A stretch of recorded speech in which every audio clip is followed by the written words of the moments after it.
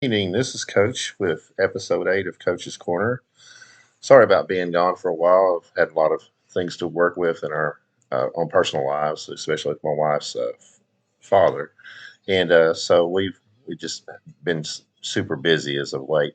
But anyways, I was going to refer back to the last cruise that I talked about in episode 7, I believe. And I was with an AP that was from Las Vegas, and we started walking together. We was both getting our daily walk in. And he asked me a question at one point. He asked me if he saw my wife playing in the casino. He asked me if my wife was a winning player, and I told him no. And his comment was, "Well, how do you tolerate that?" And my response was, "Well, I want my wife to be with me. I'm not going to get on to her if she doesn't win all the time, and I want her to be a part of my life and be with me." So I thought the game kind of gave me an idea about doing a podcast on relationships. And first, my disclaimer: I'm not by far an expert at relationships at all, but I just want to just talk about some of the personal experiences I've seen. There's three categories of relationships I want to talk about. The first one I want to talk about was either your spouse or your significant other, if you have one, and that can be tough to balance that in that relationship and an AP life, especially if your spouse or significant other one doesn't understand what you're particularly doing. So I think as far as you need to have clarity to your spouse or significant other as to what you're doing. Explain to them and have them understand what you do for a living. In my particular situation, my wife goes to the casino with me. She knows what I do. She knows enough that she can check certain games too, but she likes to go play just random games. And if I limited her to just playing advantage games, she wouldn't enjoy it. And I want her to enjoy the adventure. The payoff is, I mean, she's down for her. She's down overall. Uh, if you do the math, she's down 8%. She's lost 8% of what I've won. That's not going to bankrupt us, and she doesn't like losing. Uh, but she'll say these pots look real big. I'm going to play them, and those pots may be there for entertainment only. But anyways, our relationship is that we don't always go to the casino together. I mean, there's times where I take solo trips, but there's often times where we'll go, especially if we're going out of town, we'll go to casinos together, and the end result too is we go to concerts together, we go to other things, the cruises together and everything else. So I want her to be a part of my life, and I want her to enjoy that. You got to strike a balance. You don't want to be gone too much. The more you're gone, usually the more money you're going to make. But you don't want to be gone too much because you want to make sure to strike a balance so that your significant other is happy with what you're doing. I think the whole thing is just to try to find a balance. Try to find something that both you and your spouse accept, and go with that direction as far as it goes. Some observations I've made through the years. When I first started in 2020, there was another couple in the main casino that we played in. They were both advantage players, but they kept separate bankrolls, and she deviated some, just like my wife does, and she eventually lost her bankroll. And you don't see the last 4 years have not seen her in the casino with her husband any whatsoever. I don't know if that strains their relationship, or I'm not going to get into that part of it, but again, if you have a spouse, are you going to share bankrolls or what? We share bankrolls. I keep a separate spreadsheet on what my wife does, but anytime that we're in a casino, I mean, I usually carry the money, but I give her whatever she wants. It's kind of a funny story. You created a monster in ways. We started dating roughly 15 years ago, and she had never been to casinos, and her parents had gone to casinos all the time, but they'd never, asked her to go. And so when her parents found out that I go to the casino some, naturally, my we were dating, my wife or my future wife said, I want to go with y'all. And so, uh, first few times we went to casino, I'd give her $20. She said, I just want $20, and she played the smallest games, the 15 cent a pool games, like there's some games that she played for 15 cents and stuff. And after a couple hours, she may lose her $20, and she said, "Okay, I'm done. I don't want to lose any more." And now I've created a monster. We can walk into a casino. I give her $500, and 30 minutes later, she goes, "I'm out of money. I need some more money." So So it's kind of funny how she's evolved. She's not afraid of anything now. She'll jump on a game that's $20 a pull. She won't jump on a game that's $20 a pull unless she asks me if she feels like she has an advantage. But she'll do this stuff like that, which is kind of funny now. But anyways, another couple I know of, they go on weekends, and he he has taught his wife what to do, and he will not allow his wife to deviate from anything. And here's the thing: what they do when they hit the casino, sometimes his daughter will come too. There's all three of them in there, and they're hitting machines, and it kind of makes the other AP players upset because there's three people in one family taking on one of these smaller casinos, and but his wife and my wife are friends, and if he sees my wife stopping to talk to her and others start talking and stuff, he'll call her and say, "Hey, you got to get back to work." And to her, I know coming to casinos is drudgery. It's not something she actually enjoys, but she's just doing it because her husband wants her to. And so that creates a relationship where this, is all negative in her mind because it's just work for her, and she works all week too. I mean, so she has to come on weekends and work again. So that's just an example of some of the relationships. I know another guy who's an AP here, and I know his wife and stuff, but she never comes. So, I think as far as significant relationships with others, you just got to discuss it with your spouse, discuss it with your significant other, and find out what balance works best between two of you. How much time should you spend in the casino? Is your wife going to go with you to spend the casino? What do you have to do? Bankrolls. Uh, Again, I think if you have separate bankrolls, separate bank accounts, uh, in ways that leads to separate lives. I don't know. I mean, I know some people do that, but it seems like to me that my money is her money or our money. So I think that helps a lot as far as relationships. Another thing that is your immediate or your secondary family. How are they going to accept or deal with what you do? I know in my case, I have an aunt and uncle. My parents long passed away, but I have an aunt and uncle who probably are kind of like the parents on my side of the family for everybody else. And I didn't know how they'd accept it, so I just never said much. Well, they went on a cruise with us 4 years ago to Alaska, and they, come to the casino. And they started picking up on what I was doing, and they said, "Well, tell us what are you actually doing here?" So I explained to them, and they actually were very receptive to it. They thought that was just an incredible idea. Uh, they're a conservative aunt and uncle, and so I thought, well, they probably will not would frown upon what I was doing. In fact, my aunt was so acceptable to it. The next year, I took her son and uh, daughter-in-law. We took them on a cruise, and she gave me $50 to try to turn into 100 at the casino, which I did on one of my favorite games. But anyways, uh, I know different people do different things on their non-immediate family. Uh, sometimes they just don't tell them what's going on. Sometimes you can tell. My wife's brother, he's just not.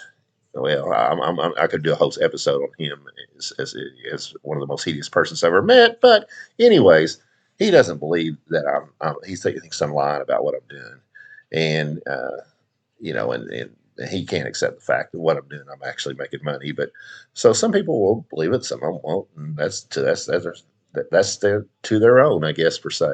Uh, but I want to segue into the next part of relationships, and that's with relationships with your fellow APs. Uh, if and you got two different kinds of APs as far as what I would say. You got APs that are local that you see a lot if you play in one casino quite often, and then you got APs that you see where you may be in per se their territory, or you see other APs that come into what you would call your territory per se. Uh, First, the APs that you have to deal with on an everyday basis if you play at a casino, and most of us play at a set of casinos more often than others. Uh, if you can establish positive relationships with those fellow APs, it goes a long way towards having longevity in that casino. It goes a long way towards uh, there's situations where you may have a play that's bigger than what you want to expose your bankroll to.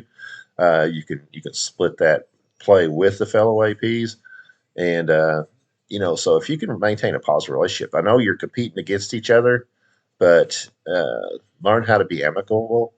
Uh, Learn their situations where, one particular situation I remember, a few months ago, I saw. I'm not big on camping. I know some people, and there's different types of APs. There's APs that camp behind machines that'll wait and wait and vulture, and I'm not big on vulturing. I just want to keep moving in most cases. But if I walk up on a machine and a lady's playing $5 a pull and she's got $18 left in the machine and it's a favorable position, I'm going to sit behind her and for a minute or two and see if she reloads. If she reloads, I get up and move. But if she gets up, then I found an opportunity. Well, this one particular time, well, this is a situation. Lady's down to like $35, and she spent $5 pull, and I actually got on a machine behind her and was just playing. It was 40 cent random machine, but I was just playing 40 cents a pull, waiting to see what happened. Well, a guy that I'd never seen before sat down beside her and started talking to her. She got up and he slid into the seat. I got up to walk to the seat and we kind of looked at each other. He goes, "You were waiting back there, weren't you?" I said, "Yes, sir." And he said, "Oh," he kind of didn't say anything for a minute. And I said, "Well," I said, I know I noticed what you were doing. You sit down with her, but I actually was here first, but do you want to split this?" And he said, "Sure." And it was a very positive play. And I think we split, I think we ended up winning $350, splitting, the $175 each or something like that. I can't remember how long ago. And as a result, we started talking, and he gave me his phone number and said, if I'm in the area, if I find something big, or if I find something I don't want to do, I'll give you a call. And so we negotiate between us. We turn what could have been a very negative situation into a positive situation. Yes, my pocketbook wasn't as thick afterwards as it would have been if I played it myself, but the trade off was that we both went away happy, didn't create a negative situation. And actually, after the play hit, the play was in a less favorable spot, but it's a spot that I still would play. I asked him if he wanted to split that, and he said no. And I went on and played that, and I won $900. So, and he just gave me, he gave me a fist pump and said, "Great job," So, if there's situations, you can deal from one of two ways. You can either fight over it, or you can, just agree to things.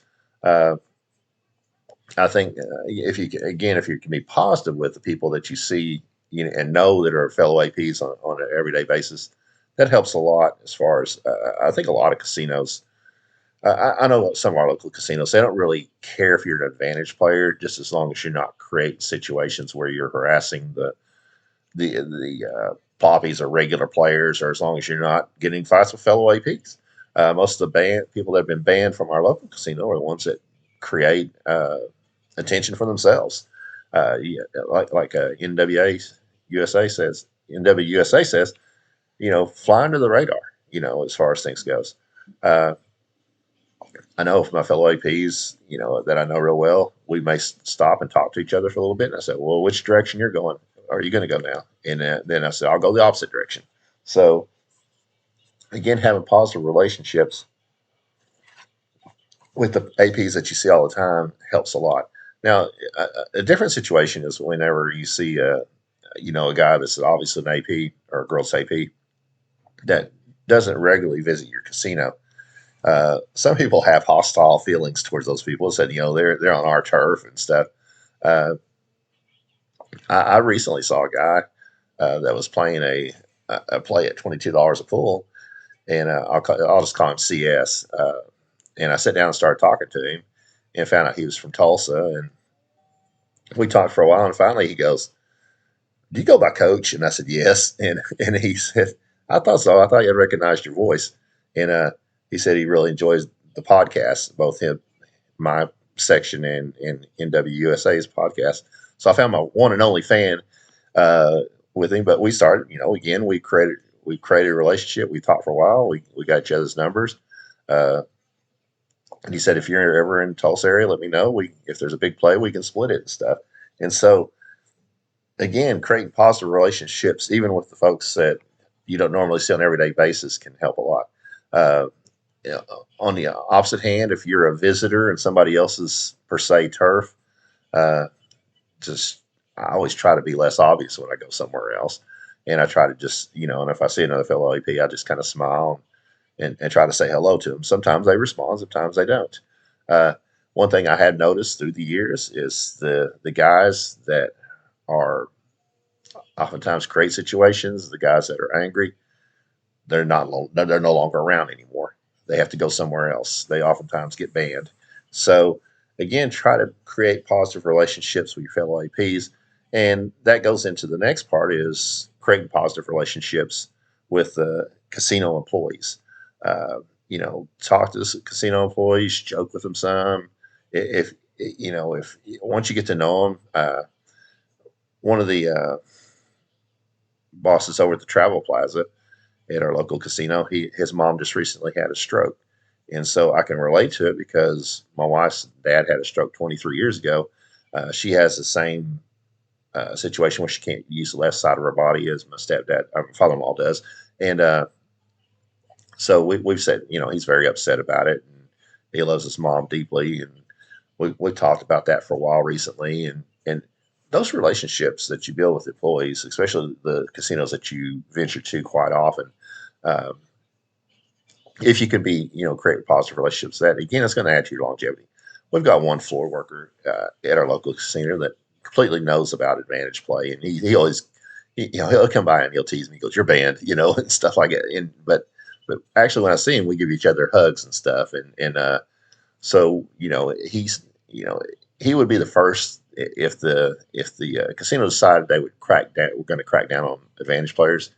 He'd be one of the first people they could probably come to because he knows a lot about it. And, he probably wouldn't rat me out because I spend time and talk to him about his girlfriend and stuff and just things in general. So, that's the same thing as NWSA talks about, smoothing over pit bosses. Uh, whether you're doing machines, whether you're doing table games, and and again, if you can just be positive with them and talk with them, uh, and also just create the illusion that you're a loser. It's like you're a losing player. I said, man, I got to get some money back here. And stuff. So that's all part of the game. But again, I think in life in general, if you're just positive with people and you treat people generally well, uh, you're going to have positive responses in life. You're going to gain a lot from that. Uh, Creating negative situations, creating situations where there's potential fighting and stuff is just going to overall probably hurt your bottom line. So try to be positive with everybody that you interact with at the casino. Uh, Again, relationships can be tricky at times. Relationships is probably the most difficult thing every one of us deals with in our lives, and so uh, I think sometimes as an AP, it can be a lonely life, especially if you don't have a significant other or someone or some friends or something that you can relate to. If you don't have someone that you can come home to and lament about your, you know, bad variance losses or celebrate your big victories with, it makes life a little bit tougher. And so it's good that along the journey, if you have someone along with you, it helps a lot. So do what you can with the ones that you love. Uh, keep them educated a little bit, and as much as you feel like you need to, and let them know that the most important thing is, the bottom line. This is just a way to make extra money, but you as the significant other is much more important than that. So let them know that they're number one instead of what we're doing is number one. Well, I could ramble on, but that's about all I could think of at this point as far as relationships. We did do a cruise, another cruise recently, where we went to Hawaii, and so I'll save that for episode number 9. And it's kind of neat because I compare. It was actually the same ship that we took to our last Alaska cruise, so I'll compare notes with that and kind of go over that on my next episode. But until then, hit lots of jackpots and good luck, everybody.